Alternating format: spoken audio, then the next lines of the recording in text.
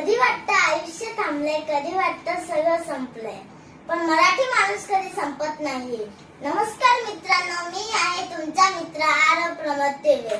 आज आहे गुढीपाडवा, नव्या सुरुवातीचा दिवस आणि त्याहून जास्त पुन्हा उभा राहण्याचा दिवस। ही गुढी ही फक्त सणांची परंपरा नाही, ही आहे जिंकण्याची मानसिकता।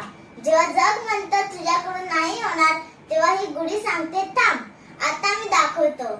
इतिहास साक्षी आहे, जेव्हा संकट आली तेव्हा आपण झुकलो नाही, आपण उभे राहिलो आणि जिंकलो। आजचा दिवस सांगतो तुझं स्वप्न मोठं ठेव, तुझी मेहनत अजून मोठी ठेव आणि तुझा ॲटिट्यूड सर्वात मोठा ठेव। कारण हारणं ही चूक नाही, पण प्रयत्न सोडणं हीच खरी हार आहे। आज गुढी उभारताना फक्त काठी उभारू नकोस, तुझा आत्मविश्वास उभार, तुझं धैर्य उभार आणि तुझ्या स्वप्नांना आकाशात फडकू दे। हे नवं वर्ष तुझ्यासाठी साधं नाही, हे नवं वर्ष असेल तुझ्या मेहनतीचं, तुझ्या जिद्दीचं आणि तुझ्या विजयाचं। लक्षात ठेव, गुढी घरावर नाही मनावर उभारली कीच आयुष्य बदलतं। चला, नव्या जिद्दीने, नव्या ताकदीने आपल्या आयुष्यात यशाची गुढी उभारूया।